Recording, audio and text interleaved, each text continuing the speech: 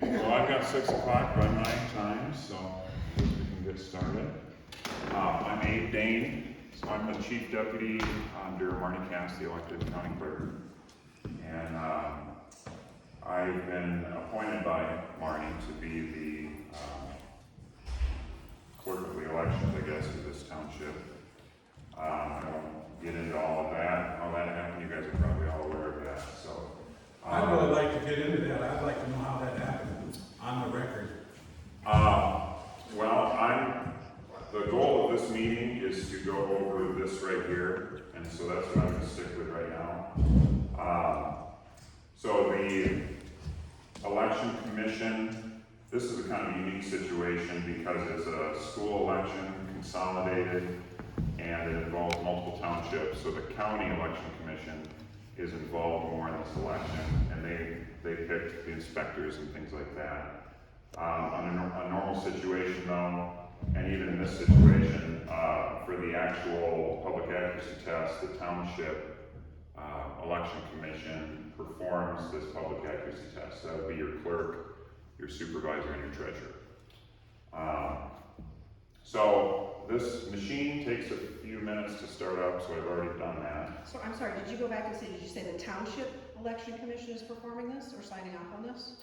That is, or yes. The County Election Commission? No, for this public accuracy test, it is the Township Election Commission, which at this moment, me and Pat. At this moment is me, Mark, and Pat, because of what happened. What happened was the jurisdiction come from that to remove the authority from the township official who's supposed to be in charge of all those records. So I don't want to get into all that because the point is to do that. That's But what I we will have tell to you get into that it. I will tell you that you can go online, you can view all the documents, and a list all the The lady's NCOs. supposed to be in charge of the records.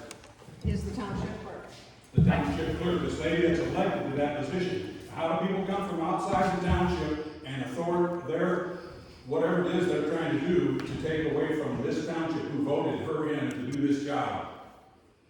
Well, it's in the law, you can read it, it's all listed in the documents that were published, the letters that were sent to Clerk Scott. You can read all of those, you can reference the laws, but again, I'm not going to get into those points because that's not... I guess I would direct you to contact Jonathan Brader, who is the Director of Elections. We're just kind of the middle people. We were appointed by them because Jonathan Brader chose to, in his correspondence to Clerk Scott, to remove her from this election. That wasn't the people's choice though. But I tried to call the Secretary of State, this Wixom lady who was in the newspaper there with her phone number about the article that was in there, and they didn't call me back. So I'm wondering where the authority comes from. They're shucking something here. And do you feel like you can legally take that authority? We were appointed by the Director of Legally Elections. take the authority away from you? Yes. Yep. So moving on here, this is the machine, this is the tabulator that scans all the ballots, and we're going to show that it is operational. There's nothing wrong with it. It scans them accurately, and we'll go through that step by step here. So, Yeah, okay, if we come closer and watch this, we don't have to sit in the audience. Yep. Just don't touch anything. Okay, so I do have a question that I noticed. Why is there an indication of an Alaska address on the bottom of this tab down here? What is that? that's the BIOS version. That has to do with the software version. That's all I It can just say. says Alaska. Well, that's the BIOS version. It's to do with the coding, all the ones and zeros in there. So, all right. So this compartment is where we plug in the V drive. In our precinct kits for all the clerks, we have instructions, step-by-step instructions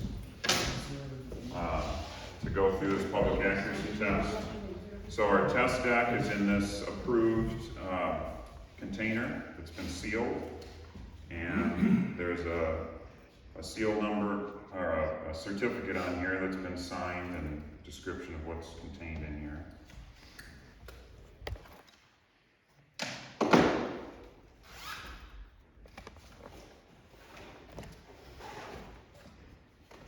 Here is is the programming V drive that contains all the data. There's no data on this machine that has anything to do with the elections past or this one that we're gonna be programming for. All the data, That would contest that. well, they would be incorrect, but Well. they're all, it's all in That here. remains to be seen.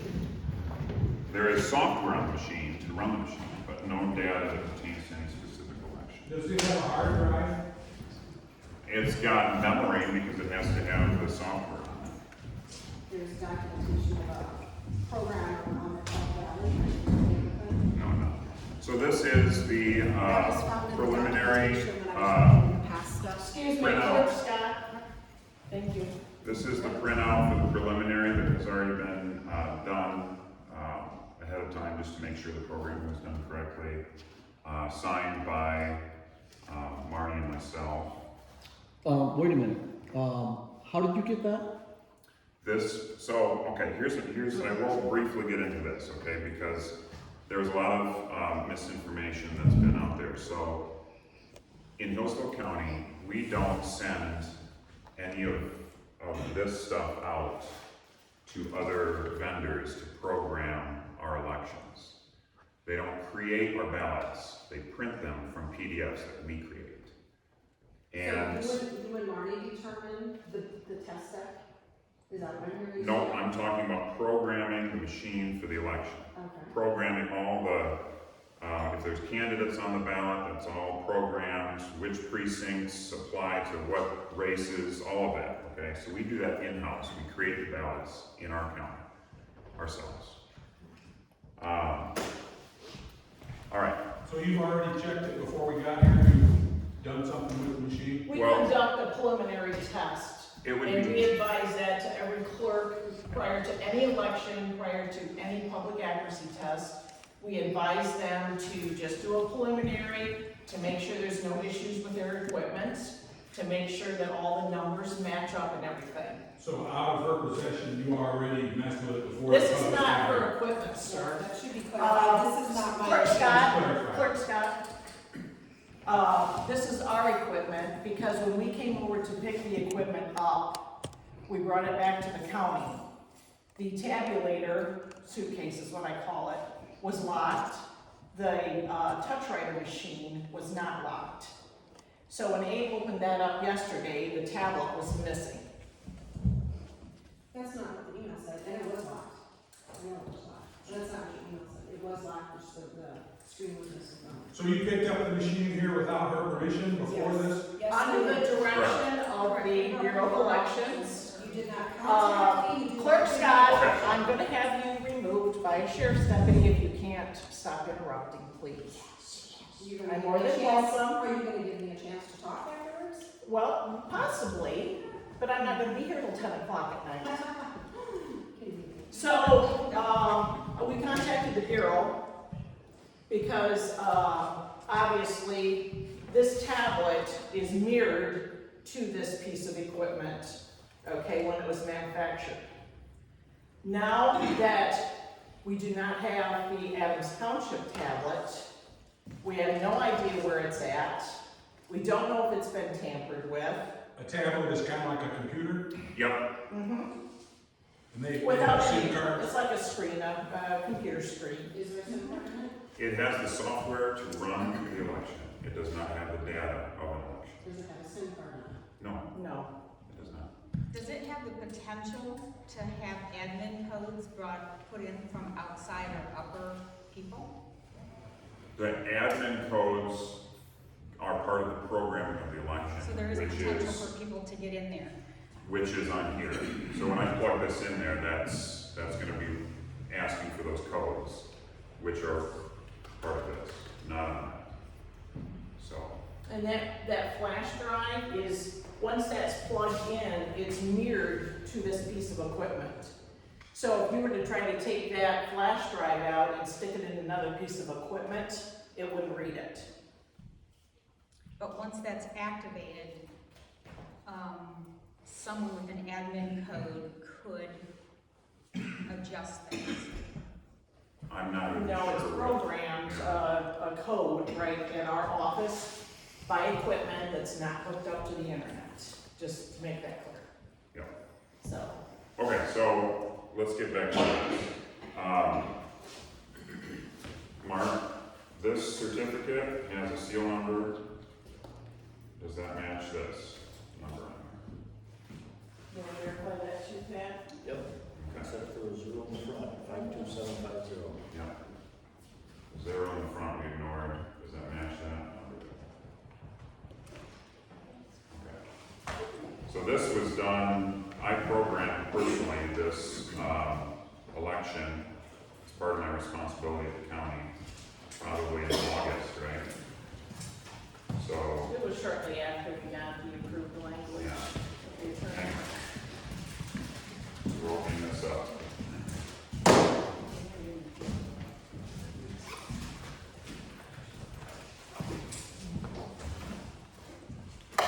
So these machines also take a key, and the key is supposed to be in the possession of the clerk. There's no certificate on this, but it is sealed. Because This doesn't, data. yeah, this doesn't have any programming data, it's just a key. And you'll see when it asks for the key. So the key is blue, programming V drive is black. All right. So here are the instructions. I'm just gonna keep this as a reference. So we're going to put in the V drive, load an election on here. When this machine starts up, it has a power on self-test report that tells you the batteries, 100% capacity, all ports are working, power's on. All right, so it's asking to load a new election. I'm going to say yes, load new election. Now it's asking for the key. Again, this is supposed to be in the possession of the clerk at all times.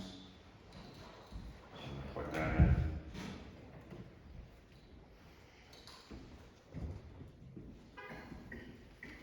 Okay. I don't know what this is.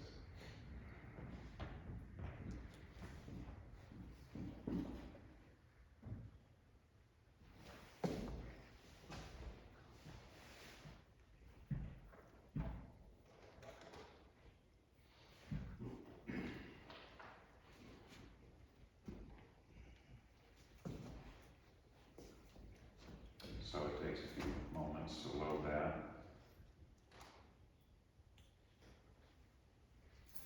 It says I can remove the key because that's no longer needed. You can see it's still working and getting all the data that is contained on the V drive, not this.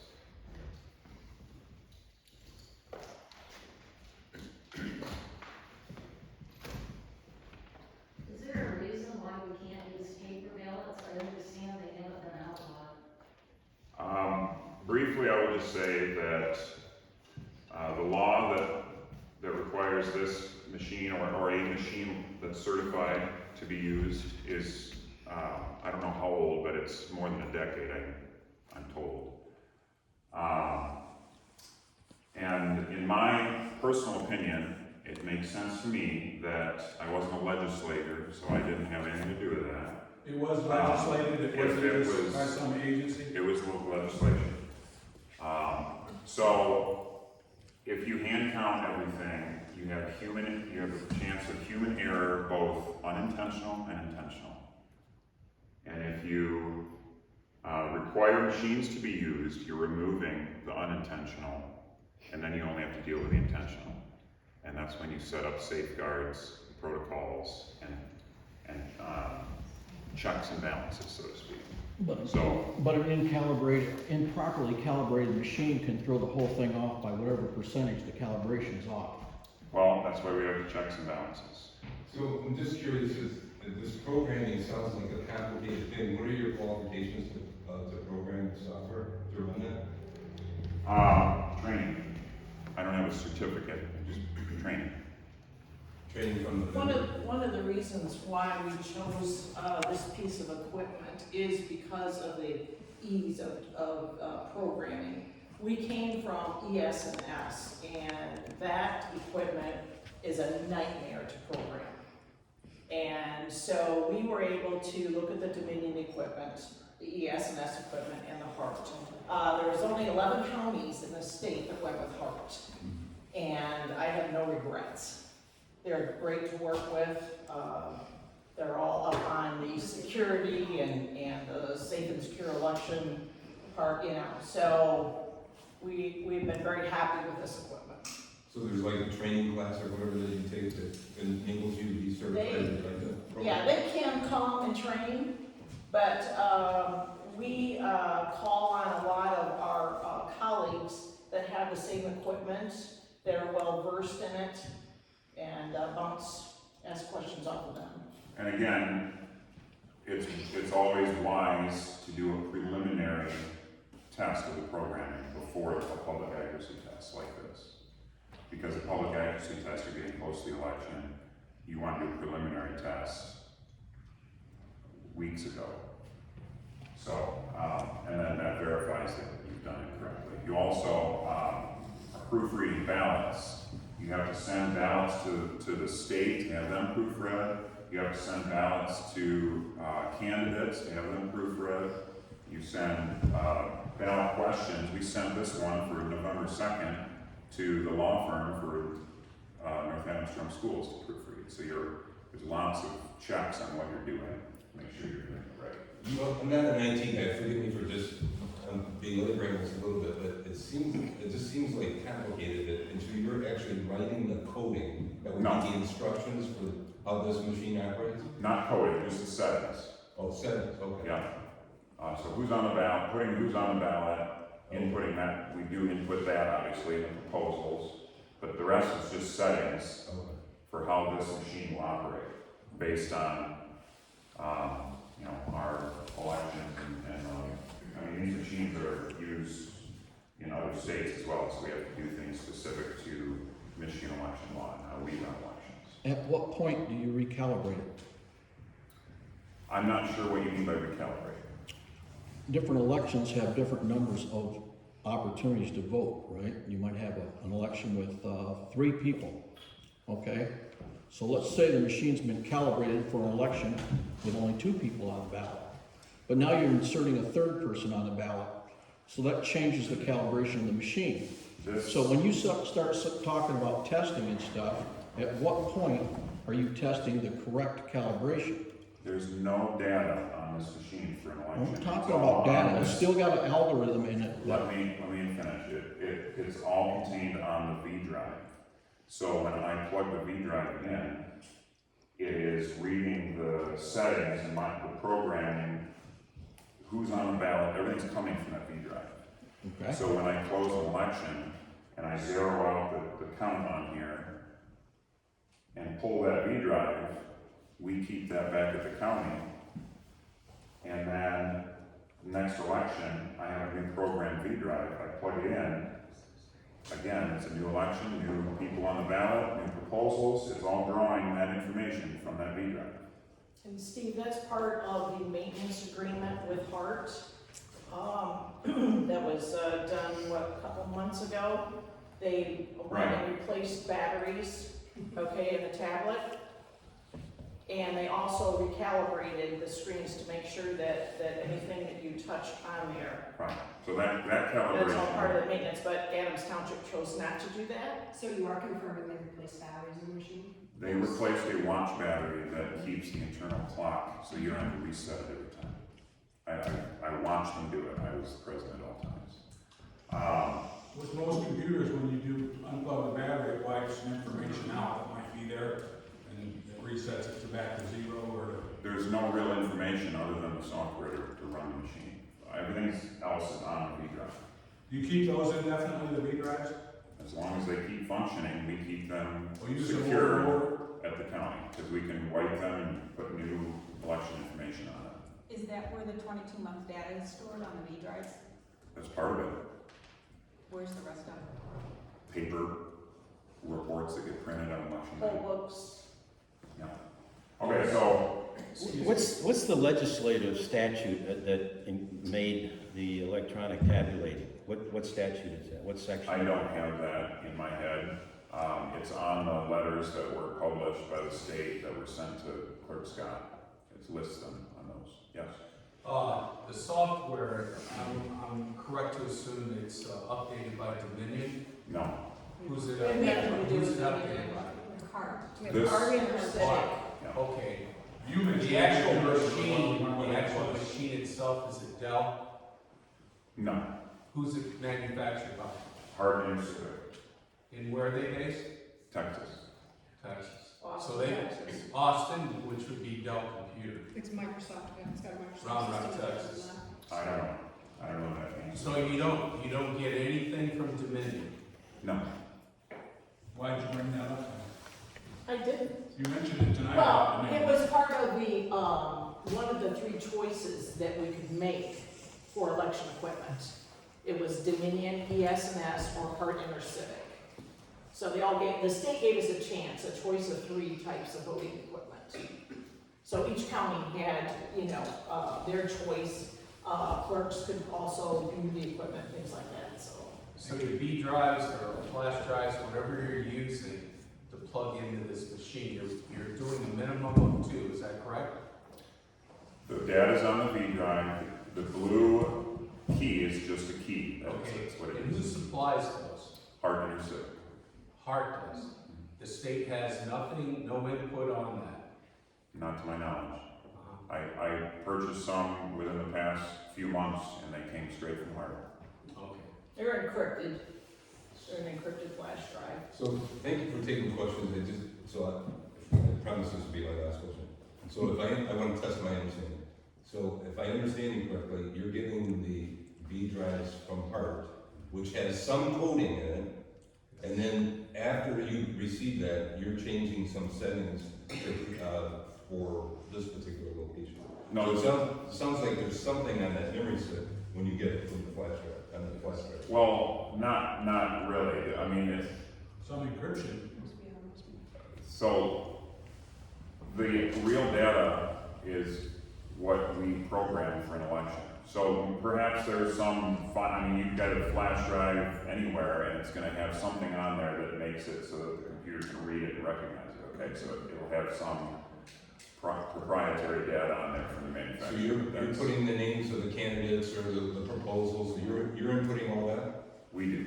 We don't have to. We can send that to vendors that are, I assume would be certified, or I don't know, we've never done it, so I've never looked into that. We do that all in-house. We here do at that to the save the taxpayers money. And we've been doing that since 2005, so when you look over that span of time, it'd be thousands and thousands and thousands of dollars if we could outsource that. So if there's nothing on the V drive, why wouldn't we pick them up from Best Buy? Because they're encrypted, they're a special, Right, there's no election data on the V drives when we get them. We put that on in our office at the county. So, now we're at the part But where isn't there instructions on the V drive on how the machine operates? not until we, Because you said that there's no hard drive on the computer, on the machine itself. There's no hard drive on it, right? there's memory on it. There's gotta be, the software the proprietary software from Hardin Civic is on there, but no election data is on there. That all comes from the VDS. So there's some software that tells the machine how to operate and how to read the ballot and so forth.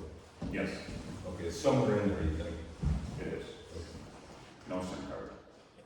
Did I hear you right? There's no Dominion software involved here? It's None. Hart, it has the our software? civic. All right, so now I've entered, at this point, 2 different security codes to get to where we're at right now. We're selecting polling place. Now, in this case, there's just Adams Township Precinct 1 is the only option. So we're gonna select it and hit OK. And it's confirming that we selected Adams Township Precinct 1 for election day voting. We're going to assign this polling place. Now, we're going to print the zeros report, which verifies that there's no votes counted on this machine. Could be from like a preliminary or something. Or public accuracy Public test. accuracy test, yep, on election day, this will happen again. Yeah, so before the polls even open, before you guys even get into the precinct, the inspectors, boot this up and a tape is generated, and they look at that tape to make sure there are no votes on it, to make sure it's all zeros. Yep, and you can verify, Mark and Pat. It's got the Adams Township precinct question listed on it for the proposal, and it's got yes and no, and everything zeros. So how do you perform a public accuracy test? What's that? How do you perform a public That's accuracy what we're doing right now. test? Just that right there? Well, we just started, we've got more steps. Okay. Okay. So now we're gonna open the polls. And again, we're gonna have to enter in code.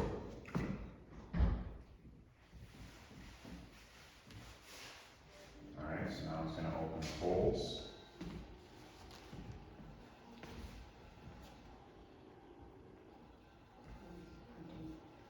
The open polls report. Okay, polls are open, ready to accept ballots, it says on the printed tape. Alright, so now, in this sealed container, it was sealed, we broke the seal a few minutes ago. Oh, I already did that.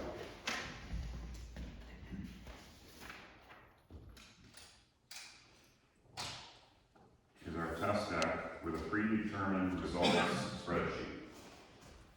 So, this is important because when we run the ballots through, this tells us what it should read as far as the vote on the tape. When we get done and we close the polls and the tape prints the closing polls report, it's supposed to match this, and that verifies that the machine operates accurately counting votes. And who determines that spreadsheet compilation balance? This, we send out the ballots when we program, and it goes to our vendor, which is Spectrum Printers, and they use the state standards to create this. Who verifies they're on state, using the state standards and they need it? You would, as a clerk, or whoever the clerk is, would do that. Or if the clerk contests the ballots, what's her? If they are accurately contesting them, then they would get hold of the vendor and fix the problem. I would, as a clerk. As a clerk, any clerk would be able to do that if there was a mistake that was made. I wouldn't know who that number was back in March when I brought it to you guys. If you didn't, you could have asked and we would have told you. We Didn't probably direct me that I needed to go to a vendor, but. I Well, just- your presumption back then was incorrect, that the test deck was wrong. So that's why it didn't go anywhere, because the test So deck you was guys wrong. decided I was wrong, and that was it, no more examination on it. This was months ago and I don't recall the details of that, but I'm sure I would have told you who the vendor was and you could have contacted me. It would have been on your I box. was talking with you, and you wouldn't have a discussion. Alright, so we're going to now run these ballots through, and each ballot on this test deck shows what it's testing, okay? So the first one is a double vote. They mark yes and no. Alright, so do you want to run one through, Pat? Let's see what it The does. reason for the testing is that Okay, hold on. the vendor creates every type of way a voter could possibly vote. They put a blank ballot through, they overvote, they, do the scribbling, I guess, the lines on it. Anything that is, when they do the lines on it, the target area is obviously the boxes on the ballot, okay? They insert another, precinct, you know, just every which way a voter can possibly vote. And that's how we, do the public accuracy test. So that would vary every time you add something to the ballot. If more things are on the ballot, the more possibilities would be, so you need more ballots to test it? Yeah, depending on how many, like a big election like in August or November, sometimes we could come up with, close to 60 ballots we've had at one time. It's humongous. 50 But, is humongous. No, I'm serious, mathematically, for a 9-question ballot. Stephanie, I'm not going to go into your mathematical computation. We have our vendor right here. He has verified it with the programmer. This is Tim Allshouse from Spectrum, and he does a great job for us. But Every time you add a spot, then it would add the But mathematical once we possibility. get this far, the ballot is done. Now, let me tell you, back in November, the village of Camden, when she called me, and she says, I think this ballot's wrong. And she says, we're supposed to have a president on here.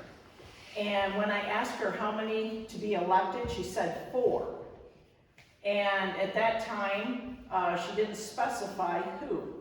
So we had to reprogram.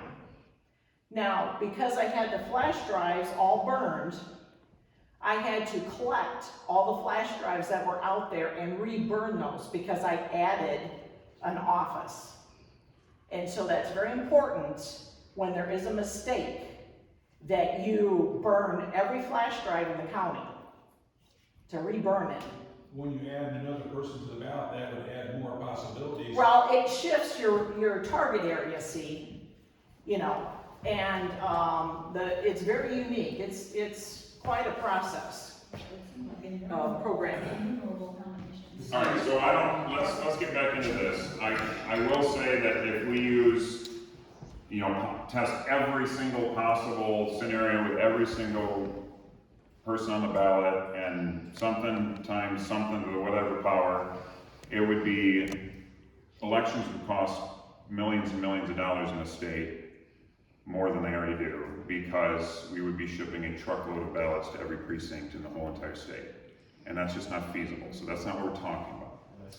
But we did tell Clerk Scott that if she wanted extra ballots to test, she can go ahead and order them from Spectrum, and Adams Township would be responsible in paying that bill. Yeah, we did offer that solution. We have no problem with that, but, I don't know, your thoughts on the test, or the spreadsheet, Tim, on that, how that would work out. She would have to create her own, I guess.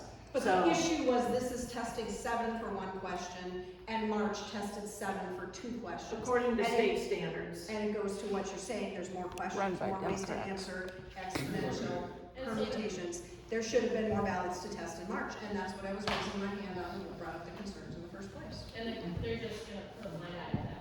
Yes. Because clearly, like they said, it would be financial expense, but the problem is, it's just not something we're willing to bite off to make sure it's truly, truly, truly fair.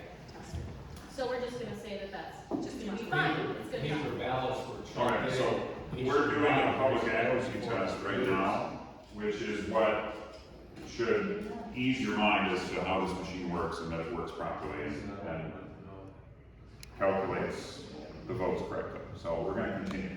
The first ballot we put through was an overvote, or I guess in this case it would be both yes and no were marked on the ballot. Okay, so it's going to tell you that your choices may not be properly marked, and if you're a voter, it's going to give you the option to make the correction with your election inspectors and get another ballot, or cast the ballot as is. And we're going to cast the ballot as is. So it should count. All right, so yeah, it would count nothing. Test ballot number 2 is stray marks. It said your vote has been what? Cast, Okay. I believe is what it said. Not counted, So, but yes, because it was an overvote. yeah. And we should see what the take on that. So stray mark is, the machine is looking for anything in these boxes on the ballot. And if there's a stray mark in line with those boxes but not in the box, that's what this is testing, to see if it catches something outside of the target area.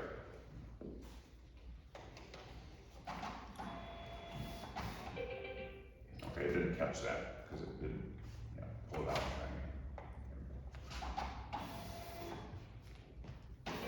All right, your choices may not be properly marked, and you're allowed to cast ballot as is, or pull it and get your election inspector and fix your. Basically, it's reading it as a blank ballot. Right. So we're gonna do cast ballot as is. All right, Mark, do you wanna do the next one? So this is test ballot 3 of 6, blank ballot, nothing is marked Vote on there. has been, During the time that the polls are open in Hillsdale County, talking about the whole county, these machines have onboard modems, is that correct? They have the potential in this, Yes or no? Let's wait a minute. yeah, We'll let him there, finish. I will say that there is no modem attached to this machine right now, but there would, in every other precinct except for this one, there would be. Yeah, you read the instructions, but let's Yeah. get back to that. So we'll finish this. All right, so it says your choices may not be properly marked.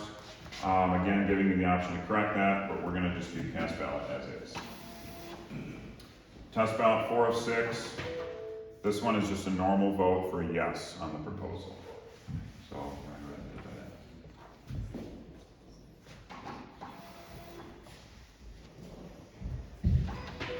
that. All right. So it says your vote has been recorded, not cast. All right. Go ahead. This is another. It's just a yes vote for the. Is that the second yes? Yep. So All right. two yes votes are being tested on this test deck. And that you can verify that on the thing there. We'll do that in a minute. All right. This is test ballot 6 of 6. This is a no vote because there always has to be. You can't just check the yeses. You have to have an opposing no. So. There you go.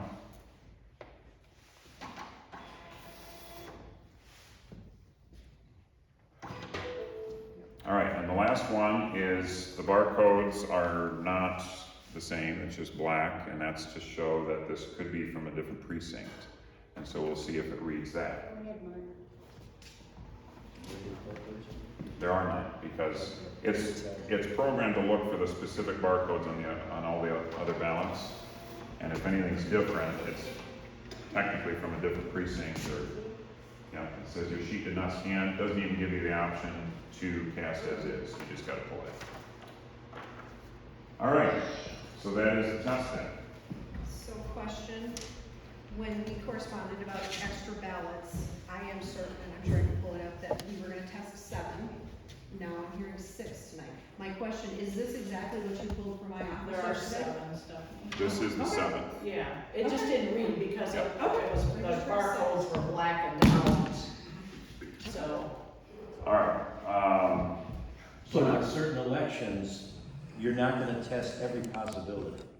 if we tested every possibility according to her math, we would be, Well, Adams Township Not would about my be. math, Well, about every possibility. I don't know about, I mean, Yes or no? her math, I mean, there's certain, Well, we're testing. there's a certain number of possibilities, aren't there? Okay, I'm just asking, so there must be a statistical, figure here is how many should be tested to verify the machine is working? Even though you're not testing every, let's say there's 100 possibilities, you only test 20%, and that's enough accuracy to say the machine's working? I don't have Well, the state does standards this in gentleman my know hand. the answer to this, or? Define a possibility for me. Every candidate in every box that has a candidate or a proposition, a yes, no with, associated with it, is tested per state guidelines. Okay. So define what you mean by a possibility. Well, that is one right there. We cover all those bases. And then there's a yes, yes on a yes, It's covered. and no, no. It's covered. It's all Wait a covered. minute. It's covered. There's no possible way you can do that with 7 of them. In this one you meeting, can. this is just a simple yes, no. In March, you could not. So if you're saying to me that you're gonna test each election just with its options, but there's a combination of from this question to this question to this question, this one, this one, this one, this one. If you're saying we're gonna test every possible combination that a ballot can be voted, that's not true. On March's, it's only 7. On November, definitely not with 56. If you're that was stipulating. just a random number. Well, it was I couldn't 56, remember. it was 56 because I went upstairs and looked. Okay. And it should be a lot higher if we are truly testing the combinations of ballots that go through there. But if the test is only on each election, the presidential one had 12 selections, if I remember correctly, on our ballot. So that would be, what, it'd be 12 times 11 times 10 times 8, because you vote 1, 2, 3, 4, 5, they're all 12. That's just one question. Then you go to the next question with that one. So that's where we get to the truckload of ballots that Yes, would be it would be a truckload would be of ballots. unfeasible. Yes. So we're not gonna do that. It's not And tested. then if you really, instead of trying to come up with, you know, all these thousands of ballots you want for a test deck, on a big election, truly what you should do is, if you really question something, you go back and count the ballots, and if there's an issue, then we, it comes out at that point. What, hand count the ballots? You as a clerk, any clerk has possession of their ballots after an election, and they can look at them without breaking the chain of custody, because they are the elected clerk. Before it's sealed. Well, even when it's sealed, I believe a clerk, as the elected clerk, can break that seal. No. After a certain, Okay. so that as an elected clerk, you are the clerk, and no one else can, but you can, so. Does no one know if that's accurate or not? Is that legal or not? What? After it's sealed. I can as a You clerk. can. I can go downstairs and check our. Within the 21 period. But I think after the state releases the ballot. Right, there's a certain period of time where canvassers have to be able to do their work and not have anything tampered with. And the But after state that- canvassers, and then we get an official election, I think all clerks do. that They released release our the November ballots. ones February 23, I think it was, February 23rd. So at that official point, you release, could have so opened up that and I checked. could go yourself. down and count right now. No, you can't, because you're not allowed to. Unless they send you a. Oh, that's right, because I've been removed from my elected position, duties of my elected position. Legally, So the gentleman from Spectrum, is it? Stated that clarify if I'm wrong, stated that they are tested, but you had a couple of words there that said as per state guidelines. So I still question if are we really testing the machine? There's a possibility for error or cheating if you don't run every possible test. So what's the point of this other than the machine works and spits out what those match? Well, if you're willing to have your township spend, however many thousands and thousands of dollars for a truckload of test ballots, then that's, you can support it. More so than that, I'm pointing out the fact that if this is the case and we aren't really truly adequately checking this, then it's kind of a sham. Not just you, not just another county, the whole state, the whole process. You realize that the votes are canvassed after the election. The canvassers go through that poll book with a fine-tooth comb and making sure that ballot summary is in balance, which has the beginning number of when you open the polls on election day, and then the ending number, the amount of ballots that was allocated to any city or township. Okay? And you are supposed to come out 0, which I would say probably we've got a real high percentage of all of our precincts are in balance. But that's checking tapes to the electronic, the printouts, correct? That's not looking at the ballots that were fed. Yeah, we can't, the canvassers, unless they call for it, it's just the list of voters going through that, the absentees that were processed. All the electronic printouts. And it's matched up to, and they balance during the day, as you probably remember, your applications to vote, the number that's on the tabulator there, and also on your list of voters and your EPB. So, electronic poll book, I'm sorry, that's your laptop. So a lot of your precincts will balance through the day, making sure that everything is going smooth. Now, sometimes when a voter puts a ballot in there crooked, it will jam. And then the inspectors get nervous and they think, well, we want to make sure that this voter's ballot counts, and they'll run it through again. Well, chances are that has already been tabulated the first time, and inspectors don't realize that. So we're trying to train them to make sure that they look at that number, and if it increased one, that ballot was counted. Are they standing close enough to be able to look at that number? Well, in between voters, in between voters.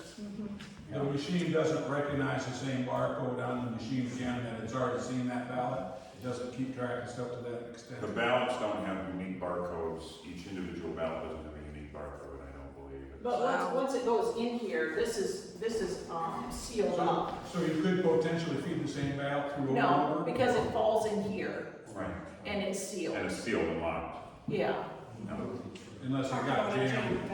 unless it got, yeah, and then when we take the Republican and Democrat inspector, and they will open it up, and then they will, pull that ballot or whatever they have to do, and then they'll seal it back up, record the sealed numbers on a certificate, and then get back to business. I'm a little bit, just to move on a little, for a second, folks, I'm a little bit nervous about the purpose and the vulnerabilities, if you know what the vulnerabilities are, if you're qualified to speak to it, of having a cell connection in the tabulators.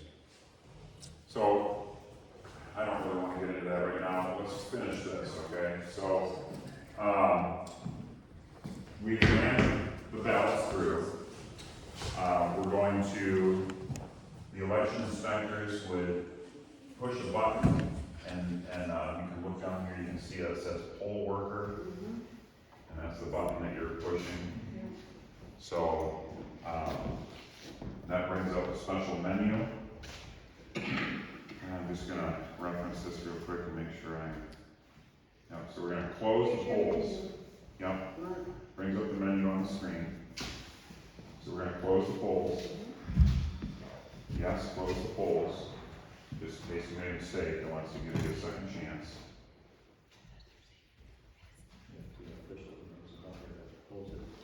Yep. Enter in a special code.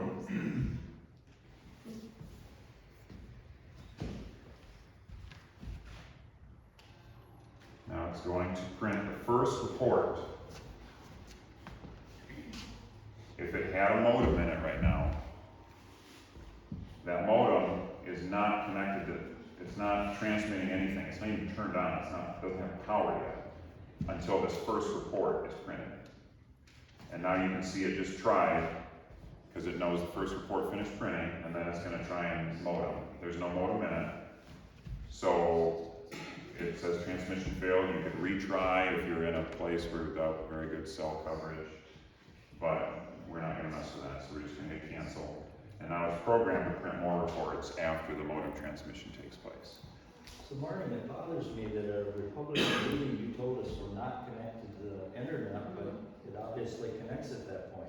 Yeah, it's a one-way. Okay, Lori, can you explain that better? I'm not, to my understanding, it pings off a cell tower and then right into That's internet. the, It's one-way connection, it's a one-way connection, it only sends data out, data cannot come into the tabulator through the connection. It's a one-way communication. And here's the And thing. it is off, there is no power to that modem until that first tape prints. It is disabled during the voting time, and then once the first report prints, it's on long enough to send the information to the county, and then it is disabled again. But as clerk, I have no control over it, and you conveniently step over. Actually, you do. How's that? Because you don't have, we already talked this year when you were still in the position to make these decisions, and we had decided you weren't going to use that modem. That choice was yours. I found out that we had an option to disable modems after a long discussion about that. But my instruction pattern there that you skipped over was first to make sure the modem's out, set it up, program all that stuff, plug that modem in.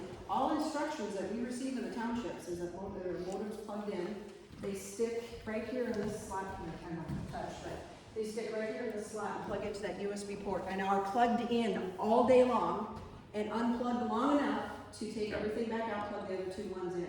So all townships, with the instructions that if they're similar to ours, have modems plugged in all day long. Yep, but they don't have power to them. And you How can do you check, verify that? you can verify it by looking at the first report, and then after the modem transmission, looking at the other reports, and then if that's not good enough, then you can count the number of votes cast on the machine, count the number of votes on your applications to vote that everyone fills out during election day. No, we're just counting, you're keeping totals all day long. So you compare those totals, the count on this, the count on your applications, and the count on your electronic poll book. And you're verifying that all day long and making sure those numbers So you don't believe there's anything in the software that could make that run in the background to the tower? You can't verify that. No, I can't, but even if it did, you can double check it. You can tell if something's being manipulated. If more votes are all of a sudden streaming in here, you're gonna know, because it's gonna show the vote count. We're standing 10 Right feet here, away it from says that. ballots, 6. It read 6 ballots. But we're also instructed to stand 10 feet away from that thing. And I guarantee inspectors are not watching that number unless they're really experienced. I was an inspector, and I went through inspector training before I had this position, and I can tell you that we all are checking this, not when a voter is standing here feeding a ballot in, but when they're not. You look over here, you look at that, and you call out, what does the poll book say? And they say the number, and then you say to the election inspector that has the applications, what number voter are you on? And they tell you, and then they match. Thank you, ma'am. So there's absolutely no way that that modem could be accessed to change an algorithm during the day? No. And if it did, if somehow someone found a creative way to do that, you would be able to tell. And then you would take actions from there. So how do the government, our government IRS computers get hacked and nobody knows until it's too late? That's our quandary about this. How, you made a statement you'd be able to tell if someone was able to connect to that modem. If they manipulated vote number of ballots on this, then you would be able to. Is the modem able How to would be you connected connect wireless? I'm not sure what you're saying. It connects to some towers wirelessly. Wirelessly without plugging it into an internet connection, a There's- telephone connection, whatever. It's not plugged into Okay, anything so like in that. Hillsdale County, from the time the polls open to the time they close, are any of these modems anywhere in the county online tallying votes or anything? No, Not at all. they're plugged into this machine. They are not powered until the first report prints. What's plugged into the machine? The modem. Well, the modem's on board, it's. No, it's not. It's a It's separate not. device. It's a separate USB. It's not here. It would be in this slot right here. It's not. Okay. I have another question on the modem. Do you produce, as part of your ultimate findings, the actual connection ID, the telephone report from the cellular provider as to what connections were made by each modem? In our county office, we can print a file or a report that logs with timestamps, everything that this machine does. And it comes from this feed drive. That data file is put on this feed drive. And it'll say ballot scanned or ballot cast or something every time with a timestamp throughout the day. And then this is where that little watch battery comes into play, is keeping that internal clock, okay? So all that is in there, including when it transmits. It'll say, anything this machine does, it puts a log on this file, and I can print that at our county, and it lists everything when it took place. Independently of that device, do you get a telephone bill? We get a bill from either Verizon or AT&T, depending on which one is used, and it's just a standard monthly fee for having the capability of transmitting using the SIM card in the modem. Okay, so it's not like a regular cellular bill that would show all your calls? No, I don't believe it would show. I mean, it's just, perhaps if it did, it would just show, the transmission. But I've seen them a few times, and I cannot recall where it shows specific, times that it transmitted. I've never seen that. But that could be, but I don't know. How long are you required to keep hardware, software from a presidential election? Keep it in a safe place in case it has to be investigated later on? What's the time frame? 22 months for the data, the State, reports. federal. Okay, and where's that all stored at? Well, your clerk has some of the information, and then the county has the bulk of it. So the original zip drives, everything that's on the machine from a presidential election are here at the clerk's office? This report, and I think a carbon copy of some report from the poll books is contained locally with the local clerk, along with the ballots themselves. And then the other reports go to the canvassers in the county.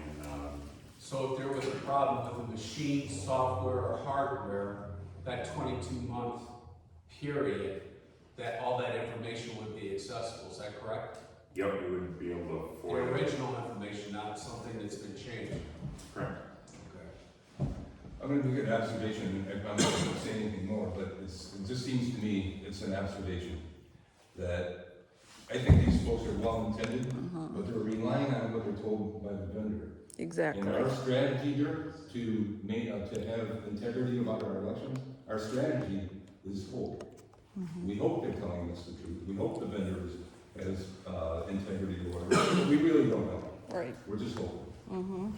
But these machines, I remember when the Bureau of Elections was first making the decision on what machines to use, it went through a mirage of testing.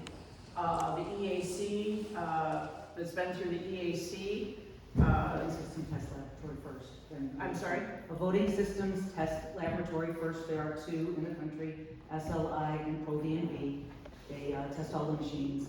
And then once a Vistal approves the machines, it goes to the EAC. The EAC approves the machines. The Election Assistance Commission.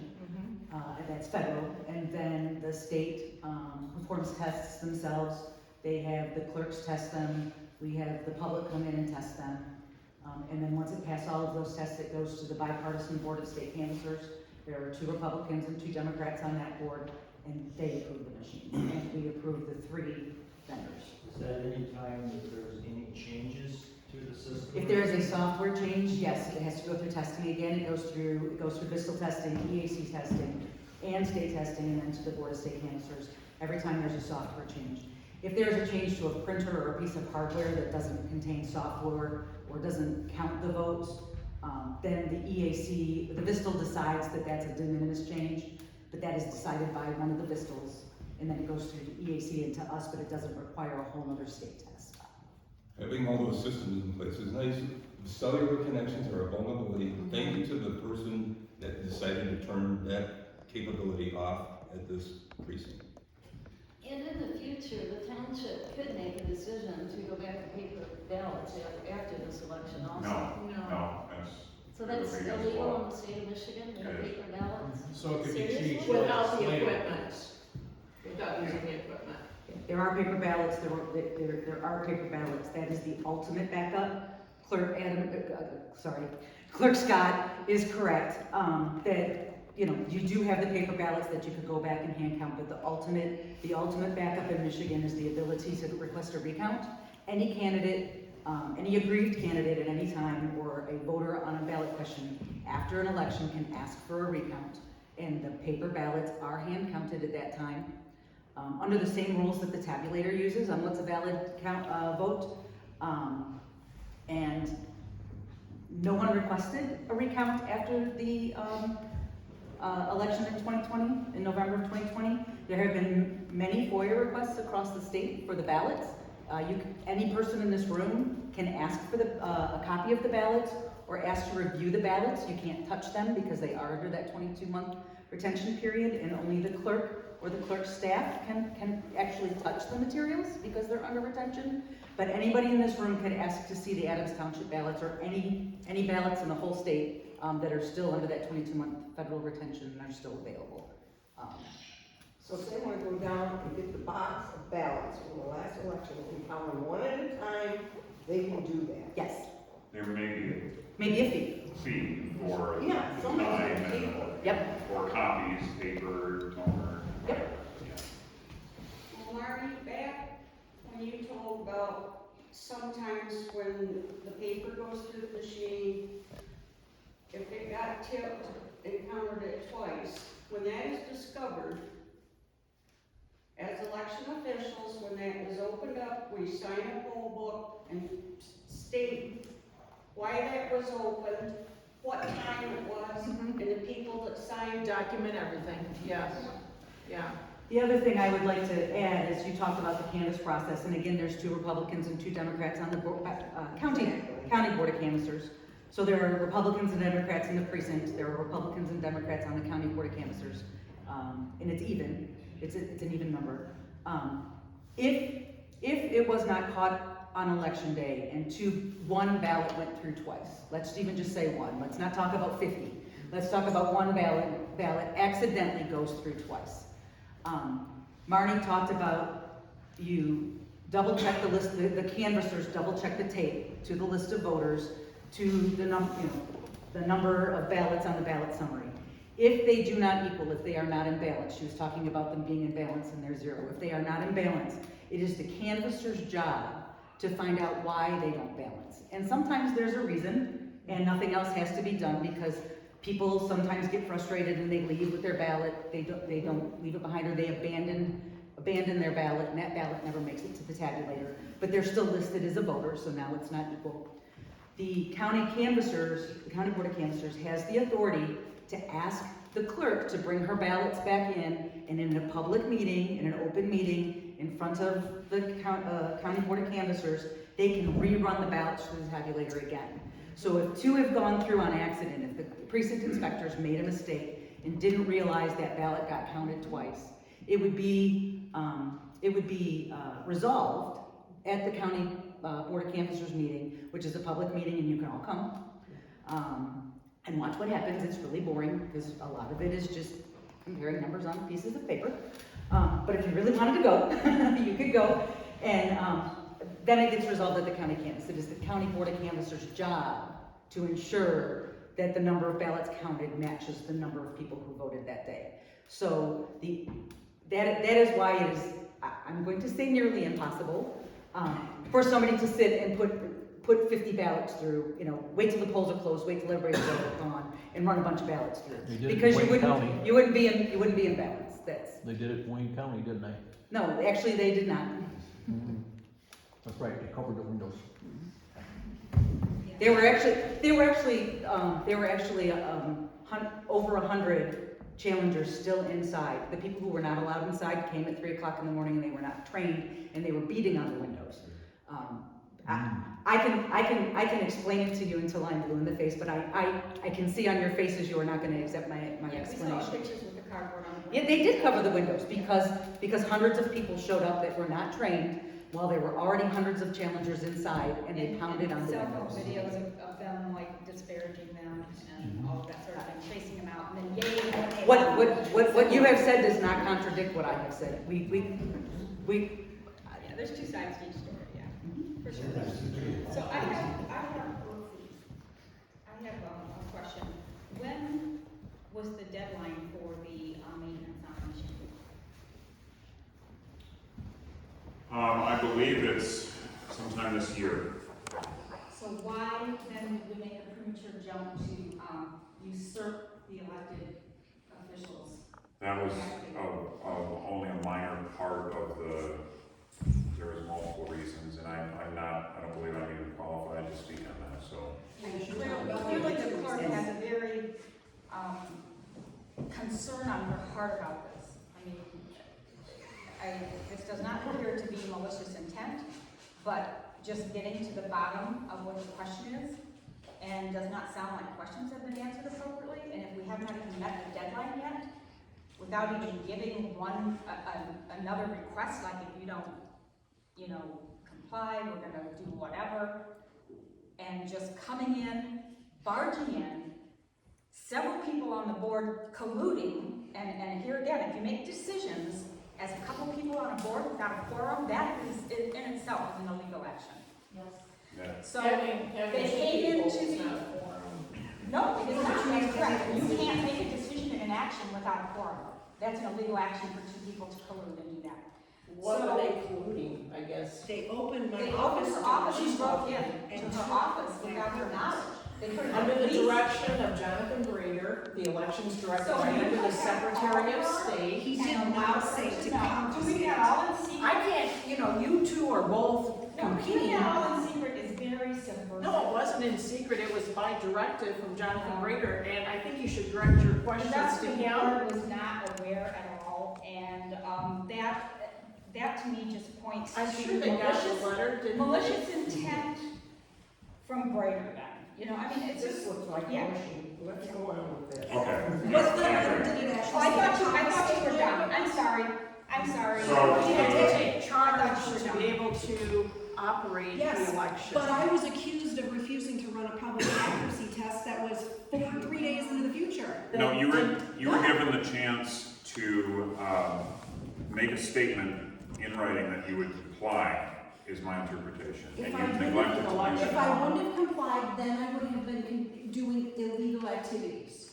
I was planning on complying, and 3 days, they're upset because I wouldn't sign, I agreed to sign a certificate. I can't sign a certificate for something that didn't happen in the future. So I got charged for something that I didn't even do, and you guys backed them on that. I think it was very premature, I'm sorry. It was very premature. Let's get on with Okay, this, yep, stop we're the gonna grounds. This is All right, important so, drama. You should care as an at elected this point, we're official. going to clear the ballots, because if we're gonna use this machine on November 2nd, we don't want any ballots counted here, we wanna start at 0, okay? So we're gonna clear ballots and counters. Can you see, Mark, where he's looking? And again, it's an important decision, so I want to make sure you are making the correct decision, and we'll ask you again, and you say yes, clear the ballots. All right, now here's where the key comes in, because you can't just do that willy-nilly. At first you remove the modem and then put the key in. Well, actually, you would shut the machine down, because you're not supposed to have the machine, it would potentially harm the modem, the power surge. Okay.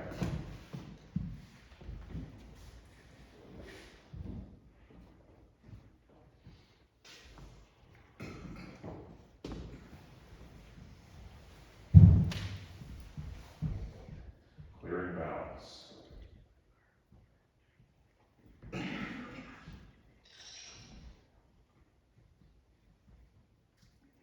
Yeah, so the step in between there is power off the machine, remove the modem, then plug in this key. There's a These are the potential- instructions for setting up an election. There's a potential for a power surge when you turn the machine. Well, if you were to, you just don't mess with the modem when the machine But is if the on. modem is truly for the transmission at the end of the night, why in the world would it be plugged in all day long? Why wouldn't it be just plugged in at time? Because this is sealed. That is no, I'm saying, why would it be plugged in all day long and not plugged in prior or ready to be transmitted? It doesn't matter if it's sealed or not, Wow. it's locked in there, and I have no idea if that thing's on or what it's doing. I'm supposed to take your word for it, but that's not what We've my talked job is. about all the checks and balances you can perform after the fact to make sure everything is done accurately, so. All right, print zeros report again. I'm gonna tear this off, because this is the last of the reports that shows the votes of the test ballots. And I wanna have a zeros report on this machine to start, on November 2nd. There will be another zeros report that will print on November 2nd as well, but I want to attach to the machine. So, print zeros report. And actually, the election commission at this point would sign. Well, they compare totals on the Right, spreadsheet. yes, you do that comparison, okay, so here's the chart of predetermined results. And as the election commission, you guys can look at that. And then here is one of the numerous, closing polls reports.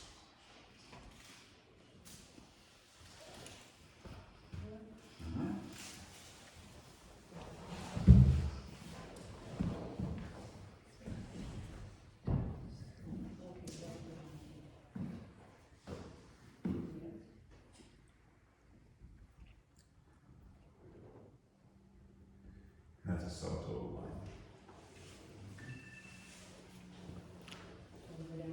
Yes, you're looking at vote test total, 2 yes, 1 no. Test one after. I'm not sure, but you can, I mean, you can verify based on the ballots themselves, and look at them each individually, but it's, yeah, so they match, right? It lists undervotes and overvotes, but that's just saying, like, an undervote is if someone casts an empty ballot, an overvote is if they, mark more than one box that they should. So we sign this. You're gonna sign that one, yes, there's others that you'll sign too. Back to zero. Yep, sign the zero state, right here.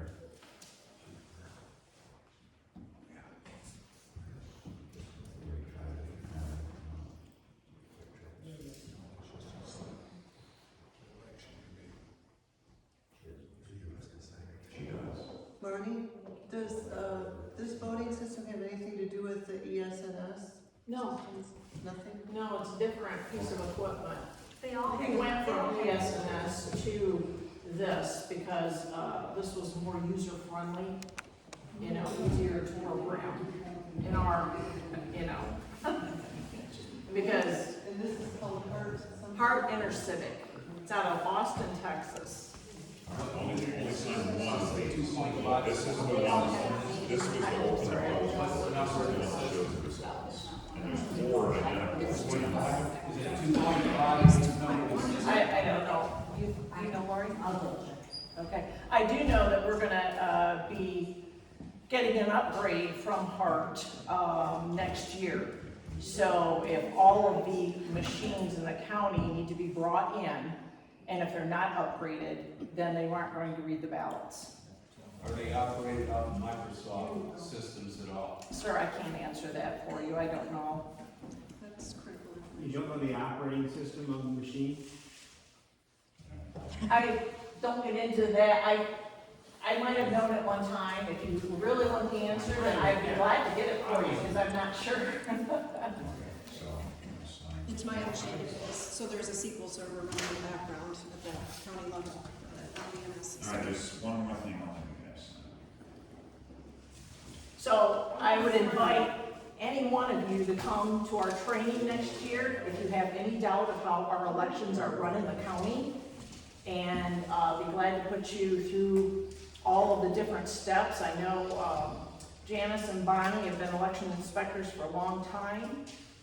It's a 2-year certification, and I'm more than happy to, you know, have you come, be trained, be certified to work elections. And then that way you'll be able to see how the whole process works. I'm not familiar with this gentleman here, I came in a little late, but this is from the county. Abe, Abe Dane. Okay, so he does work for the county? Yeah, he's my chief deputy. Okay, let's go ahead and sign, this is for the preliminary, you're gonna sign down here, which is for the preliminary. So there's 3. I have a short question regarding the voters. Seem to be a lot of concerns regarding the voters. Are they transferred only, or can they receive it? No, you can't, nothing can come back. I think that was, I overheard somebody. It receives the acknowledgements from remote in to ensure the data is transmitted. So to say that it's only transmitted only, technically. Yeah, I can kind of go a little bit on this technical, all this technical stuff. I do know that it's just through a lot of testing. I will share with you that, when we had all of the equipment brought in outside of Adams Township to have maintenance agreement performed on it, Abe was actually able to do a hash testing on each piece of the equipment. Now, when Hart gives, I believe, Lori, correct me if I'm wrong, because I'm just learning about this, they assign like a number this long to that piece of equipment. The EAC has a copy of that number as well. And Abe was able to take a blank flash drive and put into each one of the pieces of equipment, pull that number out of it, and compare it to the number received from the EAC.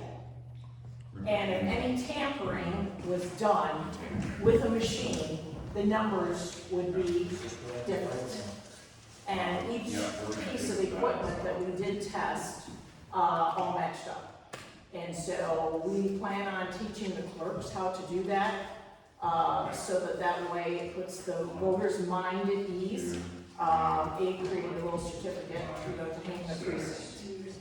So, And are you aware of the, I guess, the accepted inaccuracy percentage based on the inputs by a voter on a sheet, goes in the machine, and their votes cast, whether it's left or right or how, which way you decide to vote?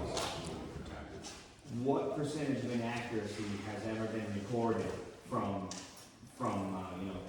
at the end of an election based on individuals, let's just say you wanted to vote left and you put it in the machine said you voted right, or vice versa.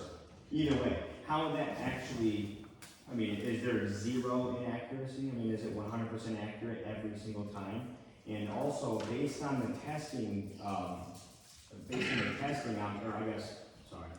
the protocol that you guys do to test the machine, whether it's 7 or 12 or however many we were talking about earlier, who determines how rigorous the testing is? And also, has there ever been a calculation of how inaccurate these machines have been? well, I don't Those tapes are, it shows how many. Yeah, so, yeah, Right, yeah, you can count the voters and count how many people voted, and you have a way to correlate who physically voted, and obviously the number of They voters. just counted, they run 6 of them through there, they had. Right, but right here. and with candidates as well, they will, start with, every candidate receives a different number, through a public accuracy, the preliminary. It can never be accurate because they're not calibrated correctly. Right. Abe said there's no hard But you know drive, there's a that hard drive a on lot of voters, that they will, mark it not in the target area, you're supposed to call it a box in. A lot of them do X, and, it has picked it up. But now it's Are you able to, And she just said that Abe was able to do a hash test. So he plugged a blank disk into it, pulled a number out. So he hacked the machine. You can call it a hash test if you want. He hacked the machine. Are you able to verify what individual person voted for?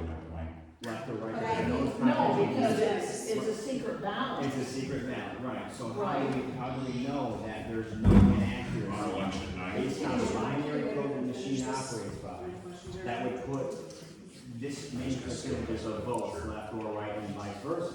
So yeah, we may run into the, this calamity where, what if it says there's more votes than there were people voting?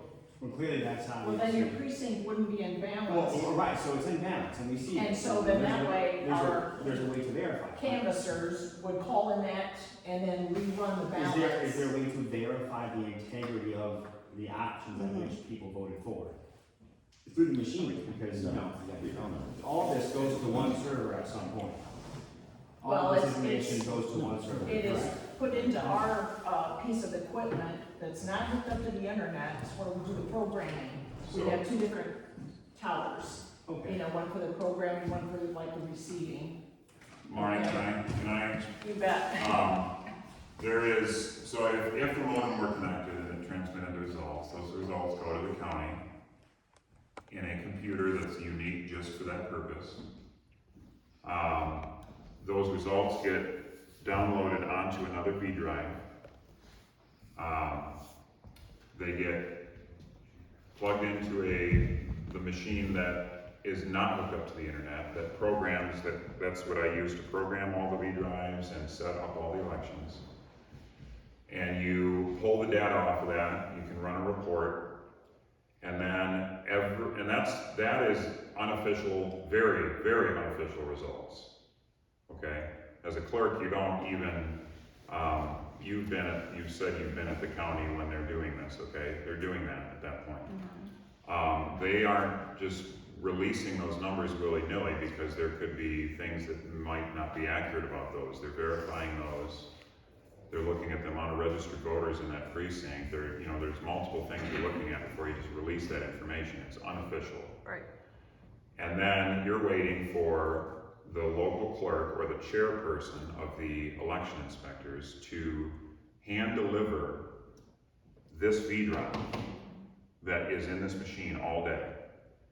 That gets hand delivered. And then you plug that in, pull the data off of it, run the report, and that's still unofficial. But you're getting there now, okay? Now you have a hand delivered report and you compare them. And at that point, that's maybe when you post your information on your website for news agencies and things. But they're still unofficial until they get canvassed. Right. So if they're hand delivered, why do you need the modem? Well, if you want to stay up super late on election night, it's just a convenience thing. People want results right away. We got AP calling I've us, got WILS, you know. Well, that's why you have to double check. You look at the hand delivered results. You compare them. And again, why is it plugged in all day? So they finished now, tapes are in here verified. He's ready to seal this with a seal to show that it's ready for election day. In the instructions that are sitting right here, he skipped a step that we're all instructed to do, and that's to plug the modem back in, which sets the modem into the machine for an all-day plug-in, regardless of what it's doing. All right. So that is my question, why is it plugged in all day? Why isn't it just plugged in for the 20th? And why are you skipping it for this November 2nd election? Why are you not putting it back in there right now? I didn't assume that you wanted it, and that's just kind of the MO we've had. I know, but that's, we've discussed this weeks ago, and that was my intent from that discussion we had. And I'm not really, like, it doesn't matter. To run my election without. We've ran lots and lots and lots of I can tell you it elections was plugged in March with modems and plugged likely in. back in November. And we've got lots of data that you can FOIA, you can look at old ballots, and you can verify that nothing's been tampered with. You can always do that. So, if you guys want to wait until 2, 3, 4, 5, 6, 7 in the morning to get your results, then that's fine. Tell your clerk and see if your board will, it's not a big deal. We'll just. You can understand, we trust you, we trust the election officials, it's just that we are very soured on electronics after this last election, if you can imagine. I think as the general population, I think that's why Michigan went with paper ballots and a scan kit, so that we would have that comparison. I know some of your machines throughout the United States are all touch screen, and if that goes down, you have nothing. yeah, and we have videos of Kamala Harris and other senators just not even barely 6-7 years ago sitting around evaluating these things, saying these things can be hacked in 5 minutes, and Hart was one of them, and so was ESNR, I think, or something. But this is when they were evaluating them for California and Texas and Oregon. It's out there, it's on the internet, but it just makes us very distrustful of anything that has internet connection. Well, like I said, you're more than welcome to come. We'd love to train you to work a lot. It's fascinating. Yeah. It really is.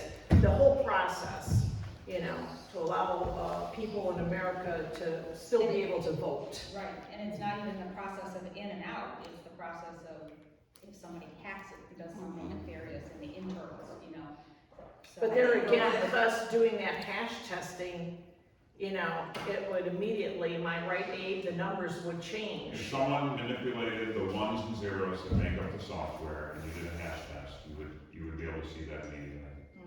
At the last election, the count wasn't wrong. It was the fraud that happened before the count. All the dead people that voted and all the other stuff that went on before the count. The count, if they run through the machine, you can go downstairs and count every ballot by hand. You can FOIA voter lists too, and go through those things and look at that. Spend thousands of dollars. I can tell you 100% that did not happen in this county. Exactly. And I think a smaller county is much likely less risk than big areas for sure.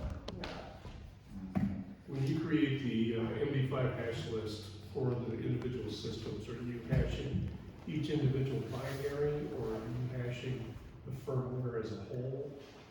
Describe for me what you. I am probably as a whole. There's a way to pull the hash file tag, however you say it, from each individual machine. And then you're comparing that to the certified hash value and matching them to make sure that there's nothing that has been manipulated.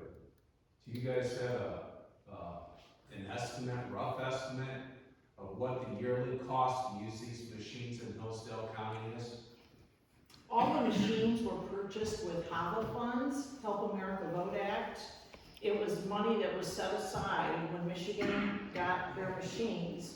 I believe in 2005, when we first went to the scan units, it was paid by the Help America Vote Act. Okay, so every county, every jurisdiction, it's a federal money that came to every state.